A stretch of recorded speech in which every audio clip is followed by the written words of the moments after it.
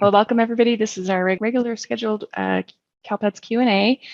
You're welcome to ask questions on post redesign because I know that's burning on everybody's mind right now. Before we get started, I do have a couple updates. Let me share my screen first. So I just wanted to point out that we're up to date on all of our office hours and Q&As on the CSIS training channel. In case you missed any in the last week or two, they're all up there now. The other thing I wanted to point out is that we had some fixes go in that are enhancements, I should say, that kind of slipped by us. So I didn't present these on Monday because we weren't quite aware of them just yet, but I noticed just in the last day or two that they are here. So we have much anticipated, especially for the larger LEAs, when you have rejected errors, now you can download the file of them. It's not a pretty report, but at least it gives you a full list of all the errors. And this is labeled wrong. Instead of export to CSV, it should say submission error list or something like that. So either way it works, though, you can grab a list of your validation errors. So that's happy news. The other one that's stuck in there, at least by me, is under the multiple identifier anomaly, the mid anomalies. If you have a mid that you're expecting to see on your list and they're not showing up as detected, we have returned this functionality of resolve mid, not on report. So if you know the two IDs, you can pop them in there and validate and post, and it'll merge them for you. Now, caution, this mid merging is still something to be careful of if you have students that are currently testing, or maybe even the other student may not belong to you. Before you merge, make sure that both kids are not, I guess both IDs are not in testing. So just careful there. Shayna just entered Marshall, so go ahead and make her co-host. And the last thing I wanted to share before we get started with your questions, and please remember to number your questions Q1, Q2, etc., is that I have some good news and some bad news. We have some good fixes coming in on the next release. Lots of validations are on there. I have that up on my screen. I'm not going to go through each one. There's quite a few IVRs in there that are getting fixed. So we're really relieved to see that coming. The bad news is that we were expecting to have that go in tonight. We've typically been putting releases in on Wednesdays, and the developer is telling us it's not quite ready. There's some performance problems with this release. And so rather than risk that going to production, he wants to fix that first. So the regular deployment is going to be delayed at least for tonight. So good news, the fixes are coming soon, but not as soon as I was hoping for. So with that, Alex, I'm going to hand it back to you. I'll continue to drive for now, and Alex is going to read your questions. Martha, Paula, Shayna, and I, and Alex, and Gary, and Paul, and all of us will do our best to answer your questions. Teamwork. All right. So we're going to start off with Shelly Ellison from Hacienda La Puente. Question 1 says, regarding sync, this might be related to PM 6111. Would you please verify if 18.16 student instructional support indicator should be populated if 18.15 statutory offense indicator equals N? I have one record that has N in 18.15 and 18.16. They are causing Certica to flag it with sync 0501, but CALPADS does not give an error. Aries is automatically populating 18.16, and I am trying to figure out if they should be. Should the instructional support indicator be populated if there is no offense indicator? The CFS says if the statutory offense indicator is Y, then that's when the support indicator is required. So sync 0501 should not be. Shouldn't trigger, yeah. So that may be something you want to talk with Certica, Shelly, if it's triggering on their validation. Moving on to Alex from Palo Verde. Question 1, are there any updates on issue 6066? We have corrections, typos, misread writing, mistakes, etc. to make on SCNR enrollment start dates, but can't change them. Service desk referred me to the known issues page. I will try to bring that up for you, Alex's. And Angela showed us how to get to the known issues. If you're not familiar with it, at the footer of CALPADS, known issues is one of the tabs that you can click on. It'll take you to the user manual. And if you search for 6066, oh, yeah, Yeah, I thought that one was, I wonder, Palo Verde, Alex, if you're getting that consistently, that one has been kind of hit and miss. So that's why it's not higher on the list. It was kind of a rare bird. There were other SCNRs that are, I believe, are fixed in this next coming release. This one is the one I was thinking of, 6004. That should be fixed. All right. Shelly has a question too, and I'll circle back to you, Shelly. Kelly from Coronado. For our handful of students who are in independent study, I have their courses flagged as independent study. But for students in instructional setting, do we use regular education or independent studies? For the students instructional setting, yeah, I don't know if maybe there's a student instructional setting in the SIS that she's referring to. So you're right, this is in the course section. And she says she has that populated. So this is the non-standard, a co-value representing the non-standard instructional level. Yeah, she's asking about the student level though. maybe Yeah. Kelly, if you can clarify. Or data element number, maybe? We typically use regular or home hospital or IEP. And this is a field in your SIS. Oh, okay. I don't know what SIS you use, but I'm wondering if maybe that has something to do more with ADA and not necessarily what gets extracted for CALPADS reporting.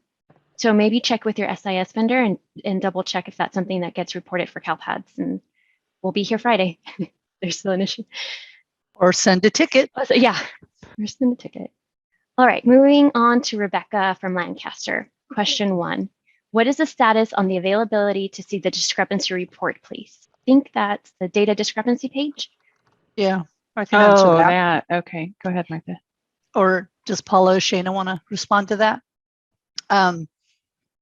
It's on hold. We're spending a lot of time working on the defects that we are delayed in rolling out the discrepancy. I don't know when that's going to happen. Suanne is responding to Shelley and Vonda. Question 1. When does the window open for Next year? thanks next year SSID acquirement? Open now. You can pre-enroll now. Rebecca, I have your question too. We'll circle back. Kelly says, yay. Suanne says, love that new error report. Used it already. Suanne found it. Great. Ethan, question 1. Hi, all. Any idea on an ETA to resolve known issue 5984, SDNR 0585, IVR is triggering upon exiting graduates? Yes, I believe that one is in this release that I believe. Isn't that when we separate them out? No. No, even just in the one file, if you're just exiting them. Well, bummer, Ethan. I thought I saw that one in this list. Is it 585? 0585. No. Although Doug Hawkins, who's also on the call, told me that he was able to post his grads. I don't know what magic trick he had. So Ethan, that would probably, my guess would be on our next round of fixes. I think I've mentioned a few times, we're just trying to make the current students whole with their profile, make sure you guys are able to get everything in there correctly. Karina Lopez, question 1. Any changes or restrictions in manually deleting SPED records in CalPADS? No, and I don't think we have any issues with deleting SPED records. No, but you don't want to leave orphans, right? We did have that though, where they couldn't delete SPED, right? It would just hang. Yep. Oh, there it is. Okay, 6011. So it should work, is what we're saying, Karina. So yeah. I guess you could try, but as Martha mentioned, we typically advise that you first start with the SSRVs and then move on to SPED, just so that you don't have any orphans, cause any certification errors. Stephanie says, yeah. Aaron says, woohoo. Natasha from Escondido. Question 1. Power School said they were told not to make any announcements about submission file redesigns until CalPADS had issued its flash, which has still not come out. Other SIS vendors have already communicated with their users. Can we get an ETA on the flash? We are fine-tuning it, but Paula and Shana need to weigh in on exactly what they think, because CDE's sending it out. I'm here, yeah. As Martha mentioned, we're still finalizing that. So hoping to get it out at the end of the week. Cami from Hesperia, question 1. I tried uploading a SIRS file and had thousands of SIRS 0509 duration days error. I did not see this error on the known issues list. Has anyone else reported this? Isn't this the independent study days had something to Yeah. cause the vendor not to produce the right count Mhm. or summary number? Yeah, 507, but I don't see a 509. Yeah. So you think it's on the SIS side, Martha? Possibly. And sometimes it has to do with independent study kids. Some of their days are included in the count when it shouldn't be, right? Alex, do you remember that? Yeah. I saw that ADA generating days were included in the days attended in person when it shouldn't have been. And also in-school suspension days were included in the days attended in person when it shouldn't have been. So it's just a couple I'd things to send look in a at. ticket. Yeah, Send I in would a think ticket. so. Cami's pretty new, so I would check the error list, Cami, and see if you can figure out what's triggering it. And if you're not sure, send in a ticket, and we'll walk you through that. Rebecca says, yes, things are looking up. Woohoo. Hope so. Aaron, yeah. Aaron from San Rafael says, question 1. So is it recommended to fix MIDS? There seems to be a lot of mixed messages on this issue. Thank you. The message is somewhat consistent in that if a student is in the middle of testing, to refrain from merging any MID, you can mark kids as different if they are two different. The SSIDs belong to two different students, but merging causes problems in TOMS. If they're done with testing, as far as I know, Martha or Shayna, it's okay to merge them, right? That's my understanding. Well, but there was the one caveat about if it's a new student to you and you haven't adopted their sped record yet and they're a student with disability, they said go ahead and merge it, right? And then adopt the sped record. I believe that was in that TOMS communication where the schedule is posted in their website. There's information for CALPADS coordinator, that first tab. So in bold, it says when to refrain from merging. And then the exception is the last paragraph on there. Okay. Thanks, Alex. Yeah. Chris Arnold from Twin Rivers, question 1. If a student fails introductory and/or completer level CTE courses in a pathway, but still moves on to the capstone course and passes the capstone with a C- or better, can they be reported as a CTE completer? They have to have acquired those 300 hours. And if you fail, I don't know, did you accrue hours on a course that you failed? Right. And then I think it's just the C- or better on the capstone. But your CTE coordinator should know that. I would fall back on your CTE coordinator. Somewhere in our documentation, is the rules, and maybe it's in the data guide. Nate, do you recall where the rules on the hours and the requirements? It's in the Cte user manual glossary. I believe if you look for Cte Completer, it should show that. Hooray, user manual. Suanne Minden says, yeah, fixes. Stephanie from Stanislaus. Question 1. I have an LEA that is not seeing their type 1 pending transactions to submit from SACE to CALPADS. Is this a known issue? Only LEA reporting this, but they are small enough to notice. Type 1 pending transactions. Is that in SACE? Because they're not seeing it to submit from SACE. Sounds like it. I'd go back to, or maybe clarify. Is it a transaction that you actually sent up to CALPADS? Or you can't see it, so you can't send it to CALPADS. If that's the case, it's a SACE question. We don't know what happens inside the special education data system. Yvette says, thank you for fixing the SPED 0546. I was able to post 120 transactions for 6 schools. They posted quickly like they would on weekends. Yay, that's good feedback. Wendy from Slow. Question 1. I have a student who was enrolled at our JCS with an enrollment status of short term for 1 day in May. Her enrollment with us has a start date and exit date in CALPADS. Her primary school never exited her, and her enrollment with them remains open. For some reason, she is on our list with TOMS to be tested. How do we get her off our list since she is not attending our school? Thank you. Is it that they're picking up the Most recent start date. The most recent would be the open enrollment, right? Which is at the primary. Unless they're not calculating that correctly.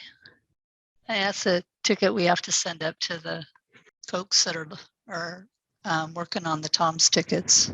Wendy, if you could please submit a ticket with the SSID, and we can take a look or escalate it up. At 3:04, Karen is responding to Shelley about the instructional support indicator. And Suanne is replying to Kyron. Misty, question 1. Are we able to delete sped transactions from CalPads? Well, we have a bug on it, but theoretically, yes, you should be able to. 6011. But that is a functionality still available. Mary Masters, question 1. Do we need to re-upload sped files as recommended if we had success and no 0546 errors? I mean, if they posted successfully and your job didn't error out, you don't have to redo anything. Greg, question 1. Is there any word on ELAS and CalPads/TOMS? We have students still showing up as EL when they should be EO or something else. Unfortunately, Greg, we do have a known issue on that. The sorting bug that we originally found in CalPads was resolved. However, the file that we're sending out to CalPads, in some instances, not always, it's not sending the most recent based on the effective start date. Somebody is working on that, though, and trying to get that resolved as soon as possible. The instructional setting is in Synergy, and we do not report it. Thank you, Laura, for confirming. Kyron is talking to Shelley. Hope, question 1. Sunstetta, question 1. We had several students who had their TBD records for testing in CalPads, but they are not showing up in TOMS. So I put in a ticket and was told to contact our CalTax success agent. So our EL coordinator reached out this morning. She had 4 students to test yesterday on her list, and this morning there was 1 student. The agent could not tell her what happened to the other 3 students. She was told to wait another day. Has anyone else experienced disappearing students from the LPAC testing list? We are running out of days to wait. I think this is related to the most recent bug. I was working on your ticket, and then Angela brought to my attention the latest bug on the TOMS extract about not picking the most recent. But I think yours, those were the only statuses, TBDs. Right. Mm-hmm. And I had another one after we talked to Martha, but it's the same thing. So I put it in the CDE and on Anya's queue. And Shayna, I hope you're keeping an eye on her. Make sure she's got the support she needs, because she's getting an avalanche of tickets. So we're looking into it. Other people are experiencing the same thing. Trish says, love the new error report. Made my day the other day when I saw that. That's great. Stephanie from Westside Union says, I was late to this party. What's this new error report that's making everyone so happy? Please share again. So it's not technically not new functionality. It's, we had error reports in legacy, but it's new to new CalPads that previously the errors were just listed at the bottom of your screen. But now you can, on the view submission details screen, click this. It says export to CSV now. It's supposed to say submission error reports or error list or something like that. So a little more clear on what you're downloading there. But you can download that and open it up in a CSV file and it'll list all the errors that were associated to your job. Dog Hawkins at Angela, I can confirm that I am still able to submit a full SCNR, including graduates, without issue. Last done was on May 17th. Our SIS is Aries. Yeah, maybe he's that corner case where I was just going to say that, Martha. So what we found is if the data was already in there pre post redesign, so you posted it before legacy went offline, it lets you send it up again and doesn't give you any errors. I don't know if Doug, if that's your scenario, but I do still have an outstanding ticket where it's not allowing some people to post their grads.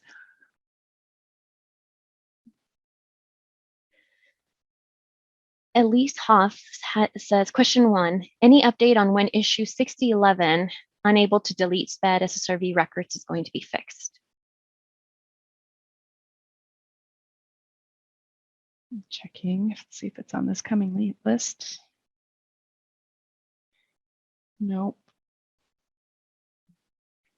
So not in the next release. Trying to remember, does anybody remember if it's batch? That was, so this is what OM means, is online maintenance. He might try to use the D transaction type and do it in a batch file. But it does have a high severity, so that means it's high on the list. If you need help with doing that, send in a ticket. Michelle says, for me, that source error was because my SIS put 0.00 and CalPADS wants it to be blank. I forgot With who said that. It was Shelly? No. Oh, Cami Asperia. Diana Taylor, will the school column be added back to the list of file errors in that new error report, I'm assuming? It's not going to be added to the details list on the screen here. This is what we get, at least as far as we've heard. We did ask if these could be a little more dynamic based on the file type. The school code is in this export, the CSV export. I'm not going to download it because this is live data. And so it's just the CD code, not the name. Okay, and Cami just says, thank you. I also notified my SIS to see if they are aware of the issue on the SIS side. Yeah, I think she's campus. Yeah, I think so. Joshua's whole place, right? Julianne says the SIRS error is duration days on 300, other means of correction. At 317 timestamp, Angela put the Tom's link for where you can find the updated current schedule and the mid-merge guidance. Cami's talking to Michelle and Monica from Santa Clara. Question 1, any reason to refrain from pulling CELA files out of CalPADS? Unfortunately, yes, I'm still quite leery about that file. It's we thought with the migration issue getting fixed that would automatically fix the ODS extract, and it did not. So 6119, it's still not pulling the most recent effective date, and so potentially you could grab the wrong ELAS record, and I don't want that to happen to you. So hold off until you see this one showing up on the fixed implemented list at the top. At the 318 timestamp, Marshall posted the CalPADS Q A table of contents. Aaron Baker says, just wanted to say that our sped person was able to post hundreds of files within minutes. She was super happy. Thank you for your hard work. Anne from Alameda says, question 1, I am getting STAS 0318 and STAS 0588 errors after uploading the STAS due to the ADA generating days short independent study coursework completed. It sounds like it is a bug in Aries, correct? I believe that it is, because it is including it in the days attended in person when it should not be. But if you want us to double check, you can put in a ticket and we'll be happy to confirm that for you. Brenna says, bug not fixed, still not able to delete sped files in CalPADS. Lisa says, I tried earlier to delete from CalPADS and it would not delete. Oh. Larnie from Oxnard, question 1, are users able to see students in CalPADS outside our district? Their course enrollment, sped, incident, etc. Yes. If they have a school level account, they shouldn't, right? That's a good question, Alex. I don't know that off the top of my head. I think definitely if they have an LEA account, they can look up any SSID and find almost all their information, I think. And maybe the school person, they have that student, when they look them up, they can see their history. So I think we have to see what exactly they're doing. Right. I mean, oftentimes it's a feature, right? It's by design that if you have a school person enrolling kids, they want to look up their ELAS status and determine if they're needing English learner services. Ethan, I got Roger from Fairfield says the export to the CSV button shows even if there are no, sorry. Darn it. Thanks, Roger. I will report that back. I wonder, what does it do? Just download a blank file? I would hope so, right? Sean Walker says, are we able to up the priority of known issue problem number 6071 and 6088, please? We are trying to account for these students before staff leaves for summer break correctly. I really doubt that one's going to get fixed. I mean, I'm assuming your staff start going home pretty soon.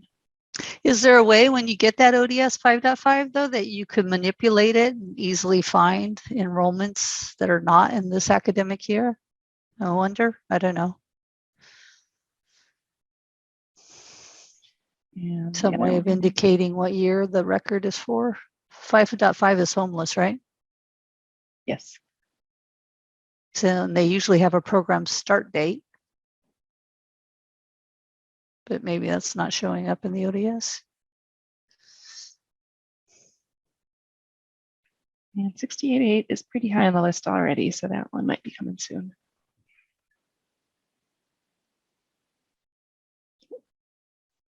At the 3:26 timestamp, Paula Mashima from CDE says the listserv message should come out this afternoon. That's in regards to the end of year. Okay. Angela, thank you so much. This is all in caps. Thank you so much for your help this afternoon. I missed asking a question on an error.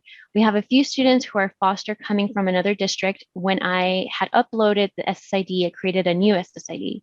Now we have 2 different SSIDs and cannot link them. MCOE is asking about this as well. What can I do? Thanks in advance. Okay, so it should pull that foster youth over as soon as you merge that SSID. So as long as that student isn't in the middle of testing, go ahead and merge, and it should grab any direct cert or foster youth related data and put it. Since MCOEs is the oldest, that's the ID that it's going to be kept, and so it'll pull your enrollment under the existing SSID and all of their associated data. And we go on to Sherry from Kingsburg. Question 1, are you advising most of us to hold off on EOI submission still? I've been waiting to have bugs clear, but in normal times would be sending up files quite often by now. And with the redevelopment, what are the implications for cert errors? I seem to remember that this will be different now. Paula or Shana, you want to take a stab at that, or you want me to? Okay, so I think it's still up to you whether you want to begin sending up files to CALPADS. You know, we are experiencing a lot of defects on the IVRs, so you might incur that. When we do start end of year, that's when we will generate revisions that have snapshot reports and also the certification validations. We won't have all of the certification validations ready right when EOI opens.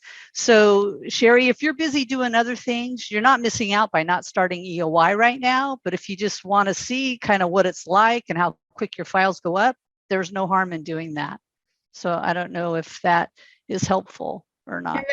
And when the listserv message comes out this afternoon, we basically suggest exactly what Martha says, which is just focus on maybe getting your data up, but we actually ask not to actually certify the data until we've finished putting in the new IVRs, the new CVRs. All the CVRs that existed before should be there, should be working. But the fatal IVRs that were in the legacy system that didn't remain IVRs in the new system will become CVRs in the new system. And that's what's not quite in there yet. And we'll let folks know when they're there. So we're suggesting not to actually certify data until those are in. And we're obviously trying to get those in as early in the submission window as possible, so you have time to react to them. So I think it comes back to your level of patience, that knowing that it could still be buggy sending files up, at least you have a sense of what's working, what's not working. So sure, call Sherry. Oh, sorry, Annette. Will the EOI deadline be extended? We would have started working on it already. It just came out. Yeah. Yeah, so what the message basically says is that we will be assessing it. Right now, we haven't changed the August 26th deadline, but we will assess it in the upcoming weeks. We have lifted the July 31st certification deadline. The initial one. So Yeah. you only have to worry about the last one that right now is scheduled for the end of August. Diana Taylor says, having only the CDS code displayed in the file error screen or on the CSV report makes it much more complicated having to look up the school associated to the errors. Understood. In crisis, just checking, is the last foster youth data from April 27th, or was data refreshed this week?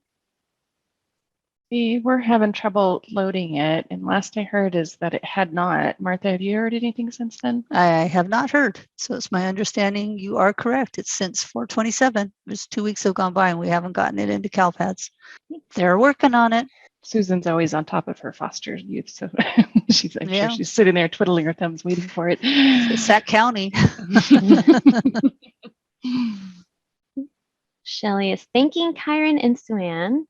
And Lou says at Angela, yep, the export CSV downloads a blank file if there are no errors. No, at least it's not fake errors. Exactly. Roger confirms, yes, export to CSV downloads a blank file when there are no rejected records. Martha says they are not able to test due to this. Does that mean I can link the SSIDs? Oh, and that's the response, right? If they're testing, So you can't. Hers was foster. Oh, which is okay, right? She can still leave it and let the student finish testing on her SSID and then merge it. She says they're not able to test. Why would that be? because the wrong SSID is in Tom's. I don't know. That doesn't make sense though, because that's what we're saying, right? There's an ID in Tom's for one of the kids, and so we don't want you to change that. That's why we're saying don't mid-merge in the middle of testing. Marta, you got to give us more info, maybe a ticket. Vicki from Charter Oak says, what is the status of the Foster Weekly listing? We are trying to document students that have enrolled recently with us. Yeah, I think we just answered that one. It's failing for the load for some reason, so we're waiting to hear back from the team on that one. Cynthia from Torrance Unified, I am trying to delete an IEP in CalPADS in order to report the correct IEP.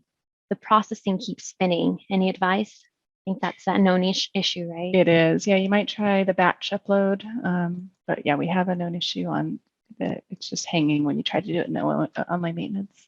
I think some of our sped folks are not familiar with the batch template because they use the API only. Right. They don't do the one-offs. So if you need help on that, send in a ticket. And apparently, yeah, the end of year message went out on the listserv. Well, can I go back to that one? Shouldn't they be able to do it from their SED system to mark it as a delete and then send it through the API? I don't know, Angela. Good point. You have to know maybe in their SED system, the record that they currently have doesn't match what's in CalPADS, so they can't. I don't know.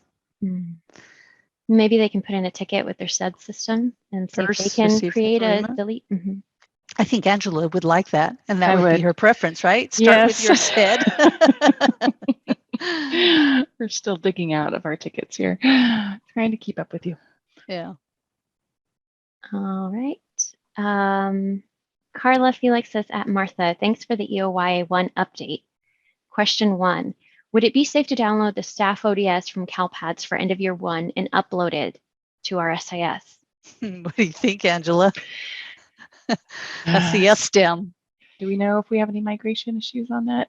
I thought we were missing demographics on that. Yep, that's my understanding. We are missing some staff from the conversion or migration. And there's a bug on that, right? Race missing. So depending on what you're doing with that, Carla, maybe use it with caution or try it if you have a test environment and see how that goes. Isn't there another one below that? There was one specific on the ODS. Sherry says at Martha and Paula, thank you for the guidance. Suanne says the CDE plans to open the end of year submission window on Thursday, May 26th. Susan says, thank you. Annette says, I vote to have error reports show the school and be more visually friendly as before, if it matters. It does. I think this was just the first pass of trying to make the system more functional as like it was before. So this is kind of phase 1, just to get the errors out there for you and then hopefully enhance that in the future. Elsa, question 1. We do not have the highest ed level for both parents, guardians for the students currently enrolled with us. Will this cause next year's SIM files to fail? I guess what I'm really asking is, do I need to collect both parent ed levels for all students before I can send up an SINF file? If you don't have the parent ed level for both, then don't report the parent that doesn't have a parent ed level. Right, that's what Brandy said. Only report the second guardian if you have everything that's needed to report that person. If they do report the second guardian and leave that blank, it's going to treat the blank. Like if you have one parent that's not a high school graduate and the second parent is blank, it will not treat that as a Well, if they leave it blank, it will error out. If they choose decline to state, that's where you're going with, right? Okay, It will. so decline to state will result in that. I thought blank would also result. No, blank is an error. It has to be populated. If you give us a name, we have to have the parent ed level. But and so a workaround also is then if you don't have that information, you could mark it as decline to state, and then it's not used in the determining whether or not they're socioeconomically disadvantaged, right? Correct. Daniel Shaw, question 1. Is there any discussions at the CDE about creating a new grade level for TK? Our assessment department is adamant that this grade level needs to be separated out. In our SIS, we already tagged these students with several additional pieces of data, but that does not seem to be good enough. So I can answer them once again. Is this in the works? So not right now. There is legislation that we're trying to figure out what it's doing. It's not clear whether it requires us to establish a new grade level. Right now, at least for 22-23, that's not in the works, only because it's a pretty big impact in terms of all the changes that have to be made to create that. So it is being discussed up here. It will probably require legislative change, but right now it will not happen for 22-23 just because there's no way we could get that in by this fall.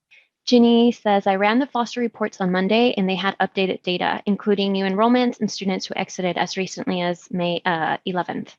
It's good to know. Yeah. Lou from Lucia Mar. Did the CRSC file layout change for fields 9.35 local assignment option code and 9.36 highly quality CTE course indicator? I'm receiving a GER2 value not found in reference set for 392 records. I verified my extract file with the CRSC file template and the values are in the correct field. That is a known issue, Lou. No changes were made to the file. Am I looking at the right one? Yes, that's GER2? one of, yeah.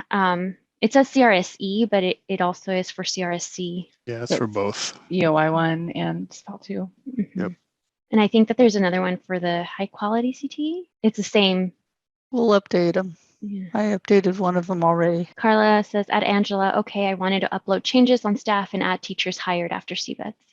Suzanne, question 1. Just wanted to confirm, is it okay to merge a mid now that the student completed their CASP testing under the new SSID number instead of the original SSID number that we want to merge now that the district has exited their SENR as well? If yes, then we should check TOMS to see if the scores will appear on Monday morning. Paula, is that a correct statement? So they finished, there's a mid, but they didn't merge it. They finished all the testing and then they exited the student? The prior district exited, so now she can merge, but then I think where I got stuck was the last part of the question. If yes, then we should check the TOMS to see if the scores will appear on Monday morning. Yeah, I don't know. I just know that if once all testing is completed, then it is safe to merge your mids. I don't know whether or not the question about if it shows up in TOMS, if that helps them know that testing actually was complete. Because it is going to take a few days, I think, the process, because once you do the mid-merge and CALPADS, then you have to do the stairs, right? Yeah, so that's probably more of a question for your assessment coordinator person, because it sounds like they just want to confirm that testing was actually completed. And I don't know exactly how you confirm that in TOMS. Richard says, working on finishing EOY, starting new school year, starting on fall 1, assessment and SPED needing data, and updated near constantly. Situation normal. Monica says, if you try multiple times to get the parent ed level, can you mark decline to state? Okay, Alex, I put in the chat Brandy's long take on information about parent highest ed and social economic disadvantaged. It's in the chat there. And it's also in that Word document that I placed in there. You listen to what she wants. Thanks. And I would say, though, you have to have, I think, local practices. And if your administration says that if they don't mark it, then we're going to use decline to state. You guys just have to know what the impact of doing that is. So check with your administration and see if that's what they want you guys to do. Val Parkin says, you quickly showed a list of the expected dates for known issues to be fixed. Is that screen only available to CalPADS staff? Yeah, this is a tentative list. I want to make sure that that's clear. We don't have the finalized list yet. And these are things that are expected that was supposed to go in tonight. It sounds like tonight's deployment is going to be delayed. And Paula, I don't know if you want to talk to Marty and get a list or get a time when he thinks we are going to deploy, since we're kind of falling out of cycle here. So I'm not going to post this into the public as a final list. Val, where you will find that when it is finalized is on the known issues list at the top of the screen here under the fix available or fix implemented, excuse me. So we'll have this, this list will be updated with the date implemented when it's final. Richard has a comment, says, TK is a program. Please leave it a program. Melissa, question 1. Why is CDE opening the end of year with known issues and without CVRs?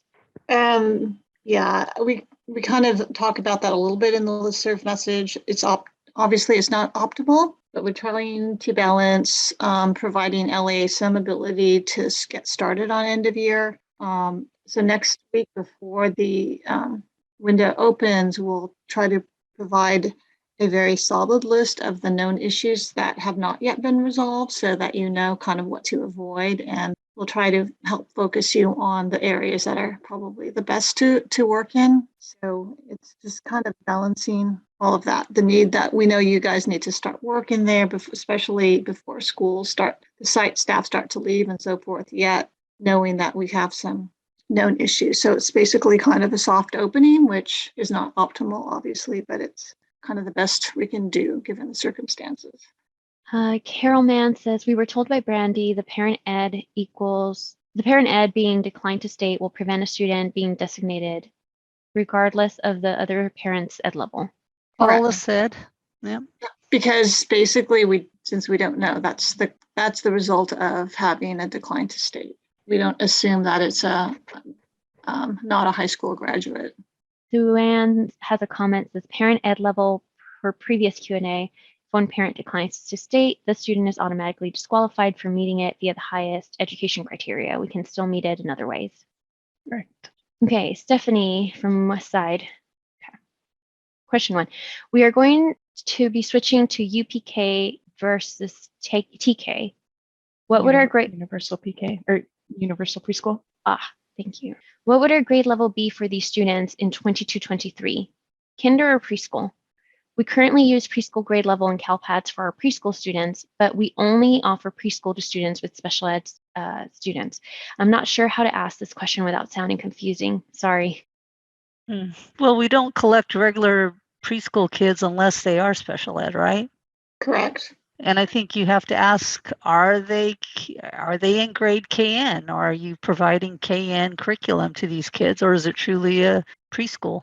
I mean, the TK is technically they're in grade kindergarten. So if they're in kindergarten, but they're participating in curriculum that's considered by the district as transitional, then they would have a program record of TK. But technically they are in grade kindergarten. So Paula, do you know what the UPK, have you heard that before? Universal pre-K. So that is not a TK? No, I believe that is basically moving the TK ages, so it's earlier. So the adjustments that I believe we're doing in CalPADS has just to do with that. It's not preschool per se, it's really universal TK. Which TK is a program, puts them in grade KN. But they're in kindergarten, correct. So that's what she's asking. If they're switching to this UPK, would they mark all of those kids in grades KN then? Currently, that's how it would be done because that's how we collect TK data. Okay. So based on another Q&A I was in, I think yesterday, I was going to write a flash. I know we owe everyone an update to the data guide, but more questions like that are coming in, and a lot of it has to be answered a bit by our school fiscal services folks. So we'll try to provide you all better information about that. But my understanding at this point is that basically, as a result of the legislation that created the universal it's really universal TK. So basically it's transitional kindergarten, which at this point are kids who are in kindergarten, but they're in a TK program, at least for that first year before, they turn a certain age. Which then currently would put them in grade KN and make them eligible for all kinds of things, huh? That's why fiscal services has to respond. Yeah, because it has to do when they start getting ADA, right? So that's why right now, even the kids who are in kindergarten with the TK, the fiscal side of the house are only reporting for ADA purposes, kids who are turned, I think 5 by a certain time. It was December 2nd. But it's not really related to, we don't use the CALPADS data to determine any funding things. Does that make sense? Yep. More to come, Stephanie. I know that it is confusing. So we'll try to put out something that will help you guys better. And it is 2 minutes past the hour, so I will keep going until my bosses say stop. How about okay, so I think that's the last one because Nancy is just it's a comment says regarding second parent's highest level. According to Brandy's PowerPoint from COE user group meeting in March, if one or more parents decline to state their education level, the student will not count as socioeconomically disadvantaged. Sean is responding to Suzanne. Marshall has posted the CalPADS Q&A table of contents at the 3:55 timestamp. Richard is replying to Judy, and Judy replied back to Richard.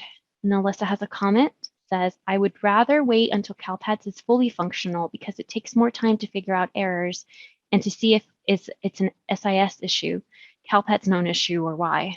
That's a strategy. Richard is replying to Judy, and then we have Judy's question 1 says, any updates on GRR 5? It looks like we potentially have 2 coming in this next release. One is for SPRG GRR 5, and it looked like the other one was Acela. I don't think Acela is completely whole. I've been lobbing stuff over to the tester that they're adding to, so we're not. I'm finding things in production that they haven't tested yet. So there still might be some outstanding issues on Acela, but it looks like a couple of the issues might be fixed. And I know we're not going to have time to get to Q2s today. I apologize for that. I did want to address Sean Walker's Q2 because that impacts all of you. And the question was regarding, I heard, we were going to cancel Friday office hours. And we kind of batted around the idea of shortening these office hours and Q&As to just 2 days a week. We hadn't really decided on which, was it Monday we were going to lop off or Fridays we were going to lop off. Either way, we decided we're keeping them going for, at least for this whole week for sure. So we will be back on Friday for office hours at 3 p.m. Just as things continue to stabilize until we feel like things are in a little better shape, so we can be here for you and answer any concerns or questions you have. Although next Friday, I believe, is a 4-day leading into a 4-day weekend, so we may cancel the 27th just because we'll probably get pretty low turnout leading into that Friday afternoon into a 4-day weekend. But otherwise, definitely the 20th will be here. Awesome. So with that, thank you all for coming, and hopefully you got some good news out of this one. All right. Thank you, everybody. Thanks for reading the questions today, Alex. Appreciate that. All right. Thanks, Paula and Shayna, for joining. Yeah. Thanks, everyone.